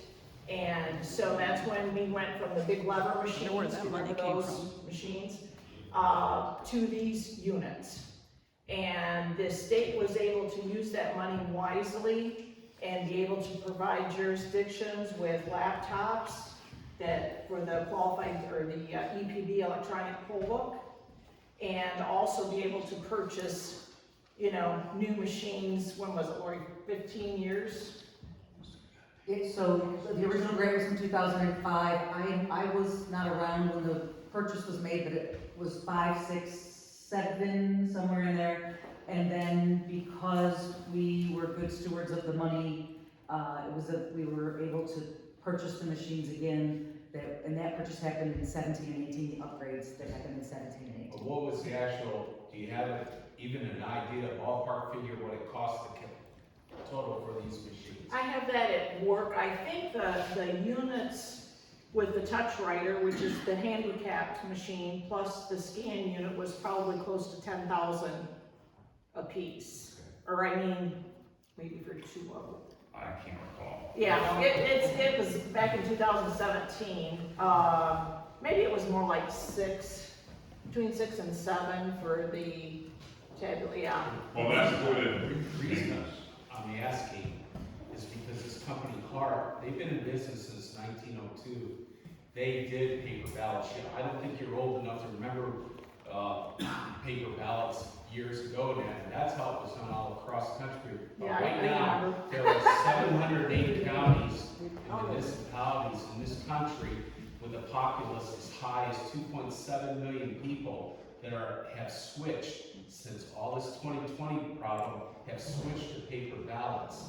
And Hart, right on their website, says they can save as much as 50% from, you're paying fees to AT&T and Verizon or whoever this connects into. Every time somebody does a click, they're called click fees.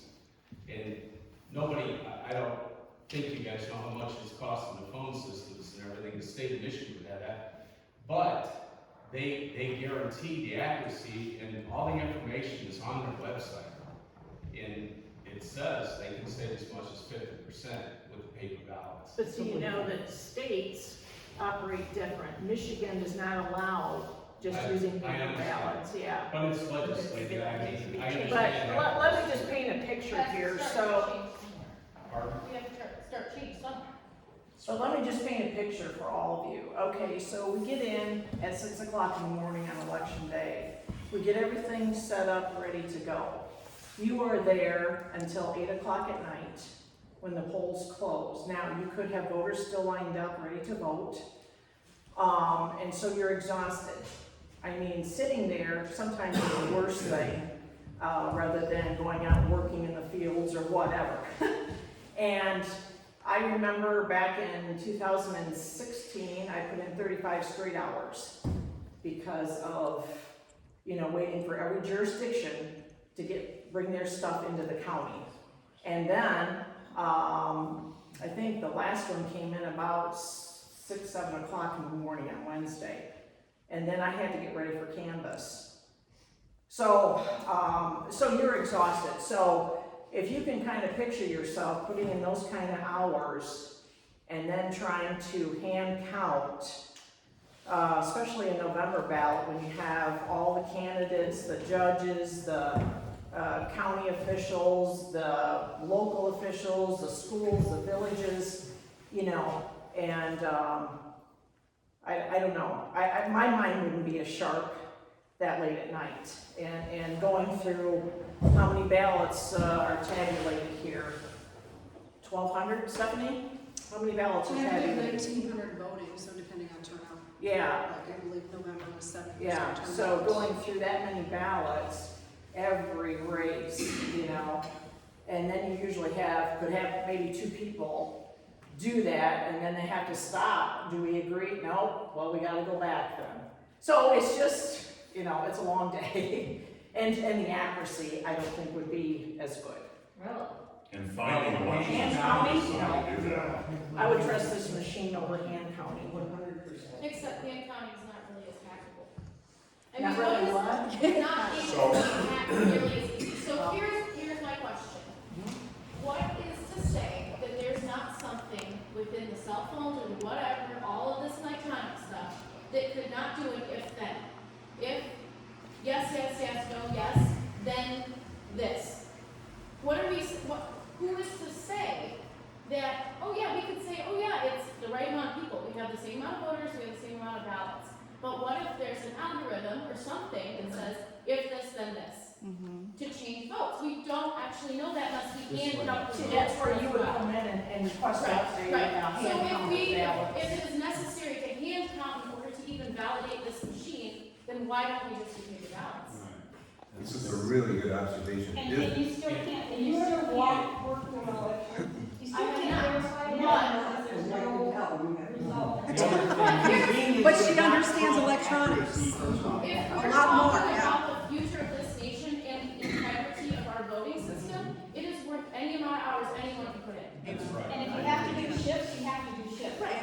We cannot do another 2020 election. You know, I give And the Antrim County assessment on that forensic audit in Antrim County, 20 pages, if you haven't read it, fraud at every level in the internals of the voting. Really? I give it 10 more years, 15 more years, and you'll be seeing kids vote on their cell phone by you know. All right, so let's continue moving on to this.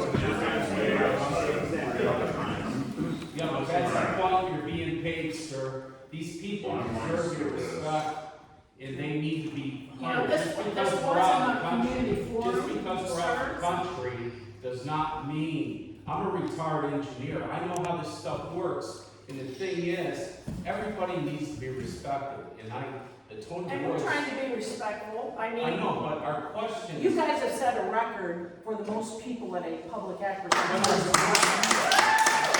How many of you are from Adams Township? Raise your hand.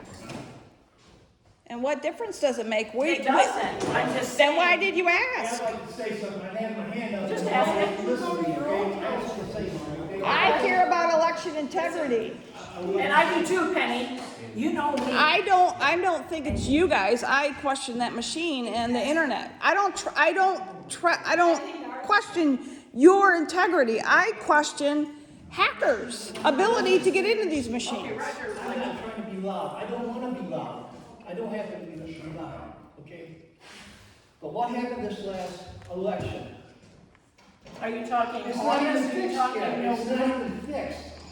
What election, Roger? November 2020? Yeah, Okay. yes, it hasn't been fixed yet. I mean, all kinds of bullshit is happening now in this country, that's terrible. And we had, okay, who gave these, who put these here? The government gave us these machines? The government paid for it. Well, They listen, what happened to we the people? No one came to me and said, hey, we would like to do this. Can we do that? It's just like they're shoving something down my throat again. And I'm sorry, like I said, I don't want to get loud, but I don't like bullshit. And I don't talk like this, but I call it like it is. Look at all the stuff going on at the borders, man. That's bullshit. That's another topic, yes. Well, this is. Yeah, I know, our country is in bad shape, I totally Good stuff agree. for us. Trump put America first. He put you first, he put you first, he put you first, Marty. I know that. And all this mandating stuff coming on, this poison.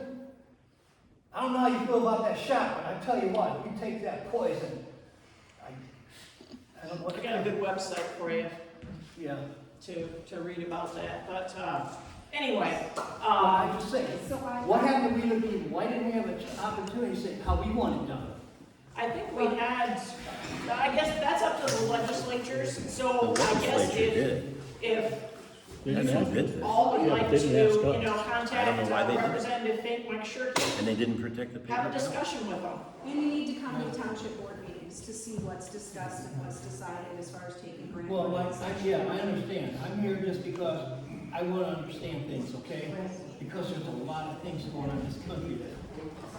And I agree, I totally agree with you. Does And anybody it here starts at the say, top, you know, can anybody here say that the last election was legit? Was it legit? No. It was from Was more it? than. You got a couple in the front row that are nodding their heads. Was it? You got a couple in the front row that are nodding their heads, the people that supply this stuff and work in these elections, I It think. was legit? Look, it starts at even our Secretary of State. She made a mandate that was not legislated before the vote. And a judge proclaimed it illegal, but they didn't ding her for that. So, you know, the Michigan state is not perfect, there's no doubt about that. But I have, Can I put a cork in this bottle, or at least try to? And this is not picking on no one, all right? This is nobody. You guys at the courthouse, at the clerk's office, you're allowed to run these tests, and the township clerks can run these tests, because you're allowed because the state says so. I don't believe any of you, and I'm not dissing you, believe me, I've got a lot of respect for you. You have no idea what's in this machine now. You have no idea when it comes back recalibrated what's in the machine. This is what government does. They love to take a whole room full of good people like us and turn us against each other. Because if we're fighting each other, we're never gonna go after them. You're exactly right. Okay, that's the problem with this whole setup. The state of Michigan, they come unglued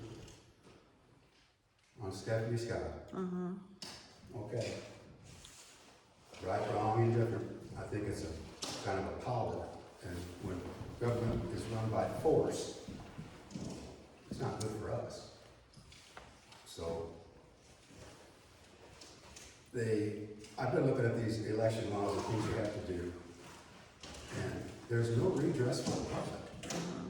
As far as, this is an 800 number email you can call if you got a question or a real concern and you're an elected official. You should be able to go to the top of the list and say, hey, this is what I got, show me that I'm not.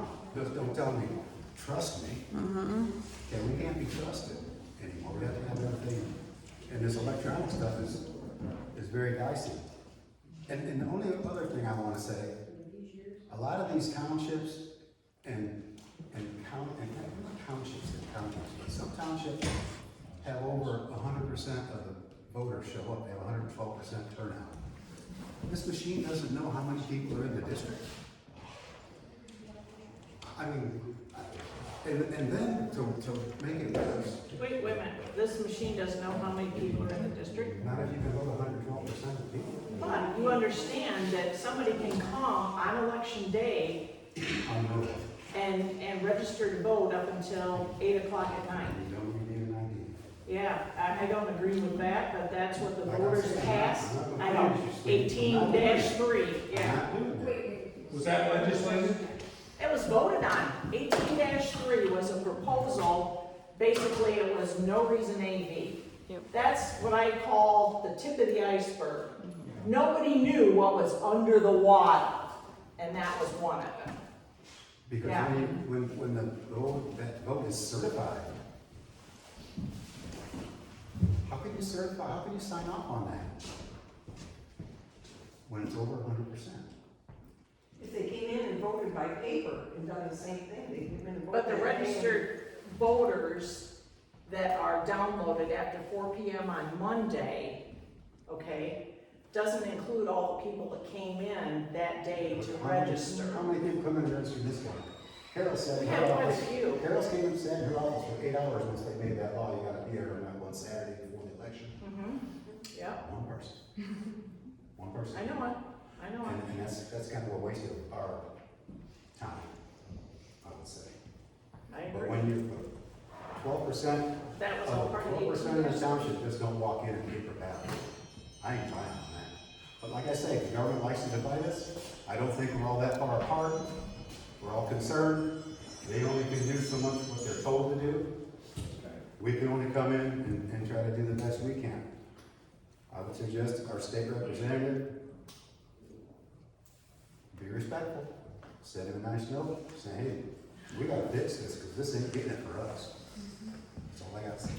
So if I could say something, I would just say, you guys are encouraged to become trained certified election inspectors. That doesn't do it. Because we're always looking for them, and it's hard to find enough.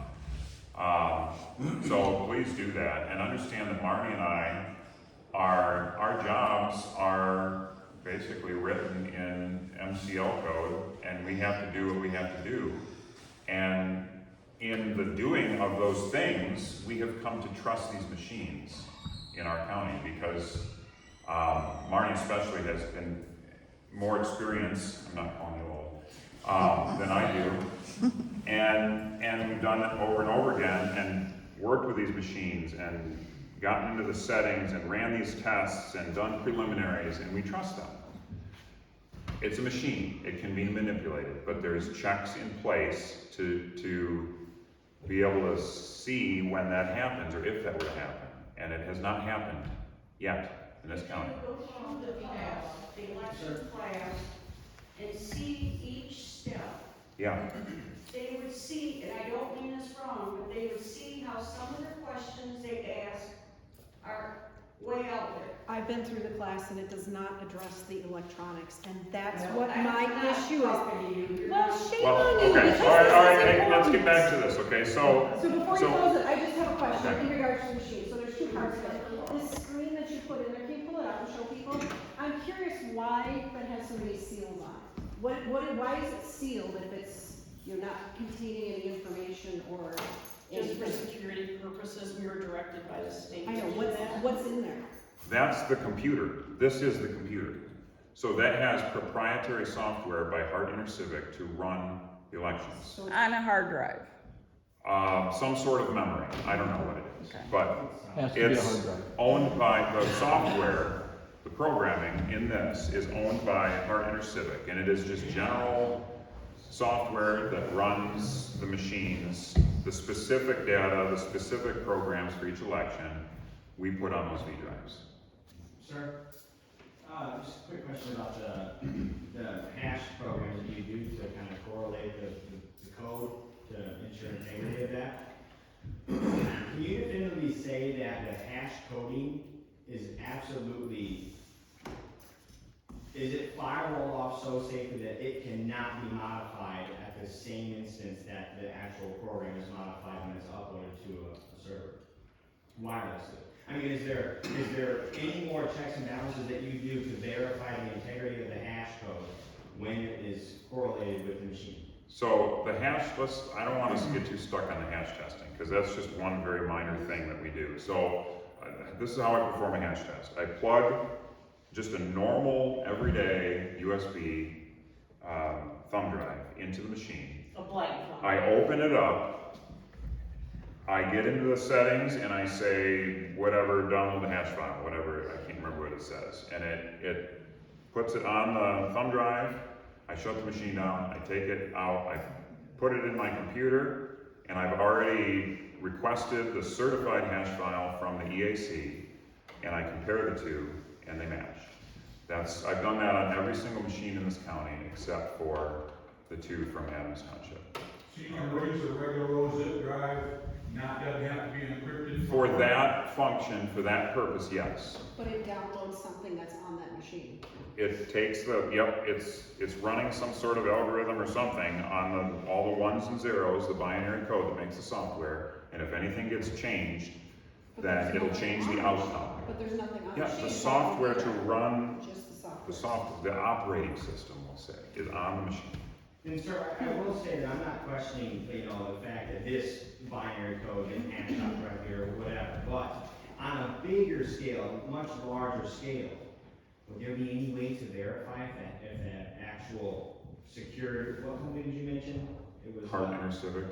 Yeah, so if they created the hash code that verifies the integrity, is there any way to validate, verify the integrity of the hash, lines of code not being altered at all, at any point? Well, you're getting a certified value from the EAC, which they get when it's certified at the place where they certify them, where the manufacturer takes the machines when they first make them or when they do upgrades.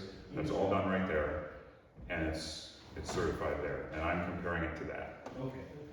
But the hashtag is just a tiny little thing that is meant to help, build confidence. The real thing is the canvassing by bipartisan Republicans, Democrats, being able to FOIA the ballots, performing this public accuracy test, having the option to become an election inspector.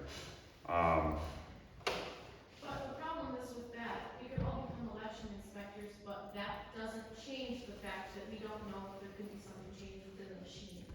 That's the concern here. I don't think anyone's questioning the hand counting or any integrity of this whole situation, except for the fact that there's a potential that it could be connected to 5G or whatever G at all times during voting. No I think matter. that's the problem here. Right, so that's when you just get your clerk, convince them to not plug in the modem at all, and then wait until the wee hours of the next day to get the results, or, look at past, elections and FOIA the ballots. After every election, at least every big election, I know that there are audits that are performed, and I performed 3 of them this year from November 2020 in this county. And that's randomly selected by the state, and then they let us know who to. And I went through ballots, and I compared everything to the poll book and the reports that were printed, and everything matched. There was error 0. There was no error. No errors. No error between the computer and the hand count. That's correct. On 100% of the ballots? The ones that I went through, yes, 3 precincts. It was 0% error, you're saying? No error. On 100% of the ballots? was that? Amboy, Reading City, and Litchfield Township. One more It was question. the entire precinct. Yep, every single ballot went through the whole entire stack. Everything that went through the machine. How big are those townships, or precincts, I should say? Reading's Amboy's probably the smallest, and then Reading, and then Fayette I guess Litchfield would probably be comparable to this. I don't have an idea how big they are. How long does it take you to run that hash process? Minutes. Doesn't take long. Like 1 minute? Well, the longest time is honestly waiting for the machine to start up, so I guess probably 10 minutes when you count that. From the time you press the button to the time you get the stored value, is that 30 seconds, is there? Oh, from that, yeah, less than 30 seconds. To when it's put on a drive and I can unplug it. I have a question. Oh, hold on, you've been wanting to ask. Yeah, when you say you verify it with 0% error, okay, so did you just count the number of ballots? Let's just say for Litchfield, you counted Litchfield. Let's just say, for instance, they had 500 voters. So you counted 500 ballots and the machine calculated 500 ballots, right? I looked at, I believe, 2 specific races, the president and the US Senate. And I counted every single ballot and what was voted for those 2 races. And I compared that to the reports that were printed from the machine and that were on the poll book, and they matched 100%.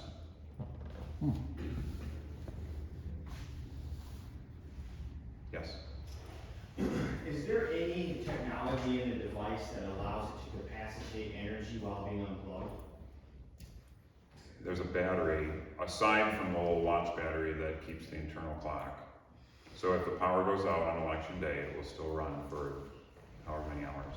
Okay, and do you know the standby capability of the machine while it's, let's say, unplugged and closed up? How long will it retain its memory before? It's an SSD system, I assume, solid state drive? I have no idea. I'm not sure. Okay. So here's the thing, no matter what system we have, there's going to be, it's made by humans, It can be manipulated by humans. No matter what we do, if we do all hand counts, then now you're talking about unintended errors where people aren't intending to count wrong and they do. Or if you use a machine, then you've got, it doesn't matter what we do, there's always going to be questions, there's always going to be scrutiny. And what's really important is that there's always checks and balances, and there's always ways you can FOIA the information, the ballots, you can always go back and look and verify. And you know, be involved, become an election inspector. When there's an opening on the board of canvassers, talk to your political party and try and get nominated. Marnie and I are just, I mean, we're just trying to follow the law, and we have faith in these machines because we are working with them all the time.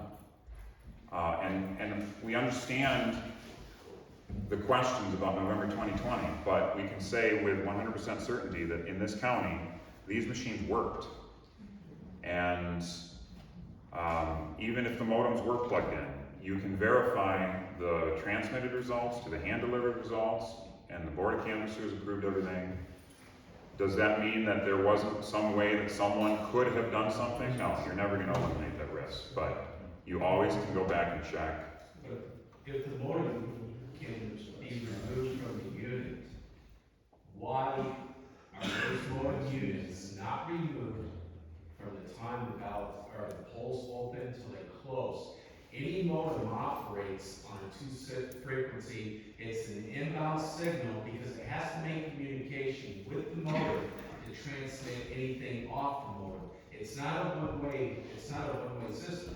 So my question is, and it states in state law that modems cannot be activated during the polling hours. And if that's the case, why aren't these things taken out?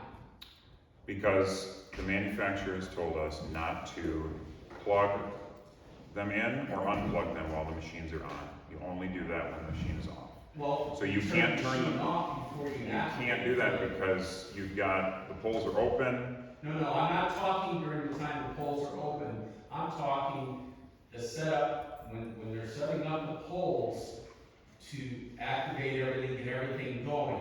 There's no reason why these modems cannot be pulled out.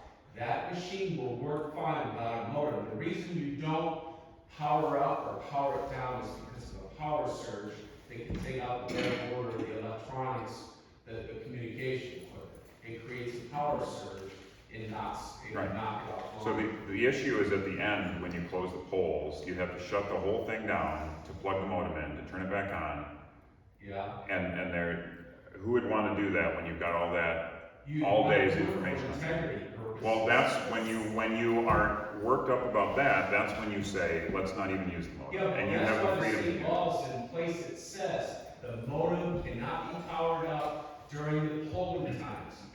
It cannot be powered up. You plug it into that machine, you can turn it off, you can do whatever you want, but as soon as you hit the on switch, that modem is part of the main operating system with the software. The software is Microsoft, and it's part of that software, and it fires that modem up. It becomes a communication device as soon as that modem has power put to it.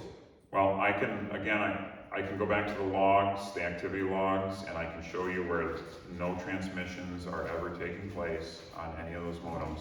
But again, if it's still, I mean, I can never convince you, so just convince your clerk. I'm not doubting your words, sir. I'm telling you that there isn't a modem anywhere.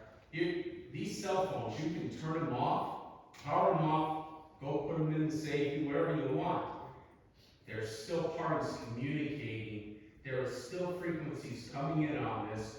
GPS, presidential emergency alerts, all kinds of different things are coming in. I'm not doubting the words, sir, but the law says no modem will be powered up. And if it's plugged into that box, it is powered up as soon as the power switch comes on for that machine. Well, my understanding is that it doesn't power on until the first report prints, but I can't prove that. I mean, you'd have to be an expert in how these machines Well, are made. that's what the hardware is, the systems check. that modem is part of the systems check when it's activated. And if that modem isn't in there, it's gonna let you know, but it shouldn't cause any No, so don't, yeah. balance with voting.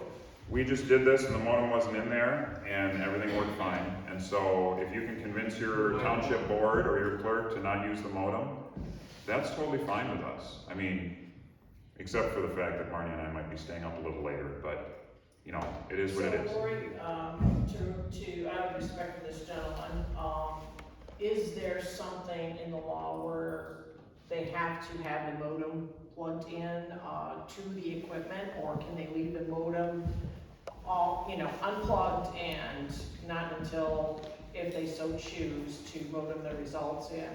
So I just searched the Michigan election. I was unaware of any section of the law that said that they can't be turned on. It is the security practice, and it is the way these machines work that they are not on while the polls are open. So I did check the Michigan election law. I searched for the word modem real quick because I was unaware of any section that said the modems can't be on in the law, and the word modem does not appear in the Michigan election law. So basically, if But we it's a wrote security, our- it's a security If we procedure. rewrote our step-by-step, like Stephanie had pointed out, so they really don't have to have the modem in there at all. Correct. Until at the end of the night. Well, That's where you're that's at. it's Who the wants way. to shut the machine off after you've taken all those votes in all day long? But so be it. No modem, yes. I guess so be it. You know, if they In that choose to case, do don't that. even use the modem. Right, I think the option is don't use it. Right. Yeah. Because there's no paper ballots, right? I wouldn't want to shut this machine off and take the chance that something would happen in that process. I would rather just don't even use the modem to begin with. Can I address what Glenn just said? I didn't hear what he said. If I understood right, I think he's saying you had to have the modem, but the V, what do you call that? The V drive. V drive. That also collects the information, doesn't it? That's where the information is stored. It's on an encrypted. Because I believe I heard you say that the modem can transmit it so that you can get some preliminary results early. Yep. Now, I would like to say, and this has not much to do with the machine or anything, but using that sort of a system has corrupted our elections for some years because of our time zones in America. People out west see that somebody's already winning the polls, and they may not go vote. They shouldn't, but they very well may be influenced that way. So I think it would be a very good thing not to have results right away. Maybe for a couple of days. Let everybody do their vote. But the way, if I can, and there might be more questions if you want to take them. First of all, when you run a meeting, you don't have to take all this public comment. So thank you for doing that. Thank you. Thank you guys for coming, for your interest, for your caring. I'm going to address what Roger said about we the people. You made a comment, and I'm not picking on you, Roger, but you said nobody asked me. The American people need to wake up and realize that's not how it works. You've got to come be part of the system. You've got to come participate. They aren't going to come around and knock on your door very often. That's not how we work. We do have to talk to our legislators if we're going to. They live right here, you know? You can know these people. You may not know your senator as well, but our particular one, we know reasonably well. He also lives close.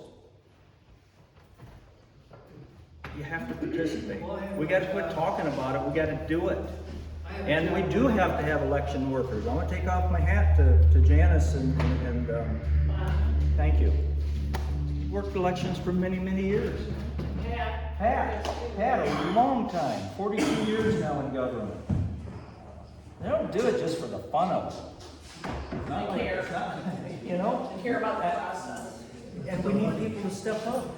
We're not going to be around forever.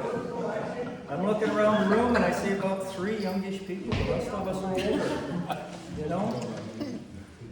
We gotta influence our neighbors to get involved. Come to meetings. Participate in the system. If it's going to be a government of the people, by the people, for the people, where are the people? That's my question.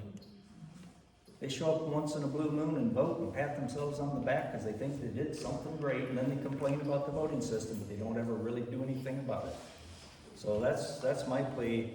Don't just listen to it, tell other people that. We gotta get people caring. And tell them the truth. Mark, I have one other, I've been sitting here and I've just gotten so heavy-hearted and disheartened about something that I just have to make a statement. It's like, now that I know that, like, deadlines were not passed, I feel like this usurping the duties of our elected official is like, slapping us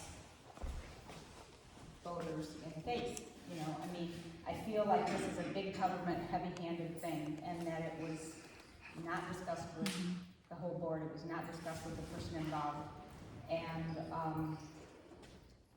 to me, I just have a very overwhelming sense that this was wrong, very, very wrong, okay? And I just made a decision here. I know the vote's coming up. I'm not giving any more tax money to this township, no matter for what, with this kind of actions and BS going on. So you guys think strongly about what you vote. Well, we need our school. Well, Okay, we're not here to hate each other. What, I want to thank every one for coming. If you have technical questions, you know, this gentleman, please email those to me. I'd be happy to forward them on to Hart to get those answers for you, because I'm not, you know, that savvy and be able to explain things like they can. I'd be more than happy to do that for you. But anyway, so again, I thank you all for coming. I told my husband it'd probably be a half hour. It's 8 o'clock, so it's not too bad. But I understand your concerns. Our government is in a mess, and I really do. But my passion is, one of my passions for my office is elections. And fortunately, I found our Abe came, and he loves elections. Can you imagine anybody, you know, loving elections right off the bat? So I'm glad to have him. I'm very blessed. So anyway, I'm at the courthouse. My number is on our website. My email's on the website, MCAST, K-A-S-T. And please feel free to email me any questions you might have that I couldn't answer, or you don't feel satisfied, you know, that you got the answer. Any concerns you have about Clerk Scott, please direct those to the Jonathan Brader at the state. And because it's him, you know, he was the one that made the decision. The squeaky wheel got punished. I'm sorry? I said the squeaky wheel got punished.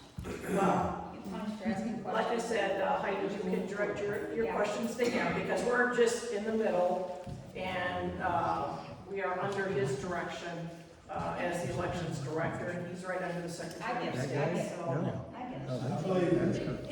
No offense to everybody in here, as I see it like tonight, everybody here is a useful idiot for the state. Yeah. It's just the way it is.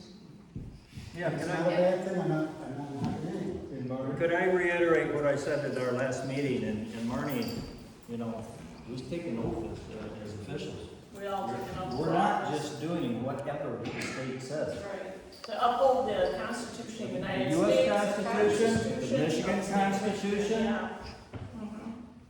And I would even take it, at least you need to consider this a step further, the principles that are therein. And when we see that people are being denied things, and maybe you don't see it, but I think you need to look seriously at the big picture, not just elections, it's other stuff too. Well, certainly. I'm thoroughly convinced, because I've been watching this close, and many others agree with me. We got a lot of problems in this nation, and a lot of corruption. And how are we gonna fix it? We ain't gonna fix it just talking about it. You have to get active. But we take an oath, you know, and so we don't just follow orders. We do if it's in proper and the right thing to do, because that's law, and we are a nation of law. Sorry? I said their oath apparently doesn't mean much to them. But ours should. And we have to do the right thing. I'm not saying that you're not. you know, this is something that we need to